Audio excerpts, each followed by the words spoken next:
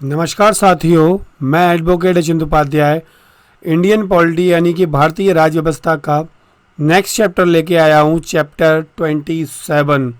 भारतीय राज्य व्यवस्था मतलब भारत में राजपाट कैसे चलता है, उस सारी चीज़ों को मंत्री परिषद, राष्ट्रपति, प्रधानमंत्री, कैबिनेट, उपमंत्री, मुख्यमंत्री, सारी चीज़ों को देखकर जो भी देश में राजपाट चलाया जाता है वो कहलाता है भारतीय राज्य व्यवस्था यानी कि पॉलिटी। इंडियन पॉलिटी के बारे में बात करते हैं हम आज।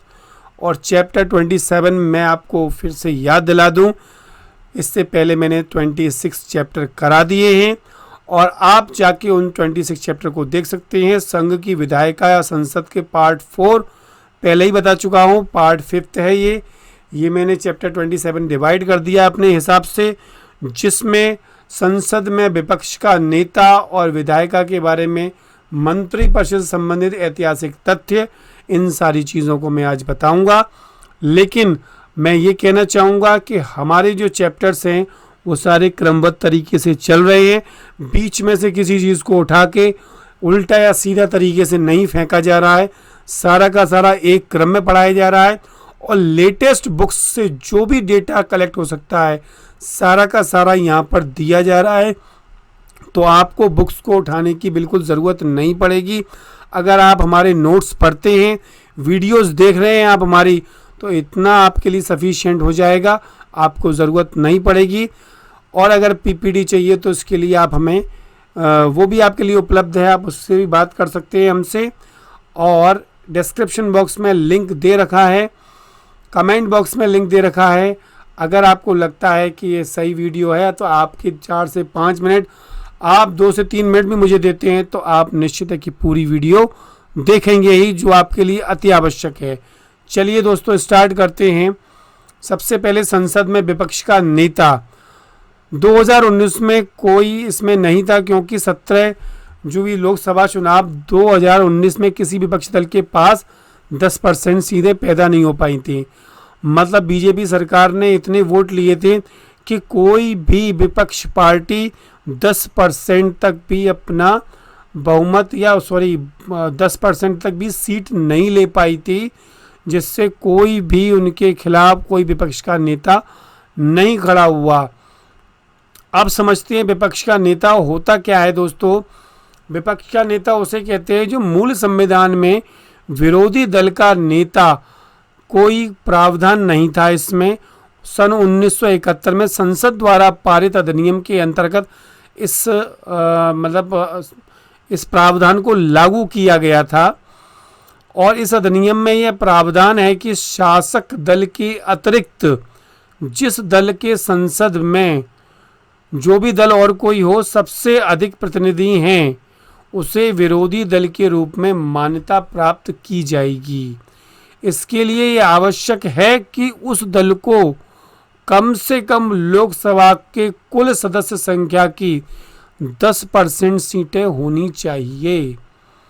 सर्वप्रथम 1969 में संगठन कांग्रेस के राम सुभग को लोकसभा में विपक्ष के नेता के रूप में मान्यता मिली। ये आप देख सकते हैं इनकी इमेज को। 20 मई 2014 में इस तरह से कोई भी लिस्ट नहीं है। लास्ट जो बनी थी वो सुषमा स्वराज थी, विपक्ष की नेता। नेक्स्ट आते हैं हम इसमें मंत्री परिषद से संबंधित ऐतिहासिक तथ्य। अभी तक लोकसभा में केवल 3 बार मंत्री परिषद के विरुद्ध अविश्वास प्रस्ताव पारित हो चुका है। हालांकि इस तरह का प्रस्ताव कई बार पेश किया गया है। 1979 में मोरारजी देसाई मंत्री परिषद के विरुद्ध अविश्वास प्रस्ताव पारित किए जाने की प्रबल संभावना थी, लेकिन मोरारजी देसाई ने अविश्वास प्रस्ताव पारित होने की संभावना के कारण त्याग पत्र दे दिया था। 1979 में चौधरी चरण सिंह मंत्री परिषद के विरुद्ध अविश्वास प्रस्ताव पारित होने की संभावना थी और चरण सिंह ने भी त्यागपत्र देकर लोकसभा को भंग करने की सिफारिश कर दी थी। तो ये देख सकते हैं चौधरी चरण सिंह का इमेज और ये मोरारजी देसाई का, और मंत्रिपरिषद है। ये आपका चैनल है द रियल स्टडी पॉइंट। पहली बार 1989 में राष्ट्रीय मोर्चा की सरकार, जिसके प्रधानमंत्री वीपी सिंह थे, उनके विरुद्ध अविश्वास प्रस्ताव पारित हुआ था और मंत्रिपरिषद को त्यागपत्र देना पड़ा था।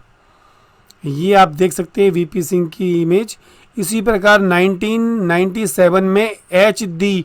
देवगौड़ा के नेतृत्व वाली संयुक्त मोर्चा सरकार को कांग्रेस द्वारा समर्थन वापस लेने के बाद विश्वास मत प्राप्त नहीं होने के कारण त्यागपत्र देना पड़ा। 1999 में भारतीय जनता पार्टी गठबंधन सरकार, जिसके प्रधानमंत्री अटल बिहारी वाजपेयी थे, उनके द्वारा केवल मात्र एक मत के अंतर से लोकसभा का विश्वास प्राप्त करने में असफल रहने के कारण मंत्रिपरिषद को त्यागपत्र देना पड़ा था। ये बड़ी विडंबना वाली बात थी। तो ये वीडियो आपको दोस्तों कैसी लगी है? ये शॉर्ट वीडियो थी, छोटी वीडियो थी, लेकिन कहते हैं ना गागर में सागर, तो इसमें मैंने सारी चीज़ें डालने का प्रयास किया है। अगर वीडियो अच्छी लगी है तो आप इसे लाइक करें, सब्सक्राइब करें और मेरे चैनल को ज़रूर इसमें कमेंट करना ना भूलें। अगर आप कमेंट करते हैं तो इससे हमें प्रोत्साहन मिलता है, ताकत मिलती है। दोस्तों मिलते हैं नेक्स्ट वीडियो में इसी जोश के साथ और इसी उमंग के साथ।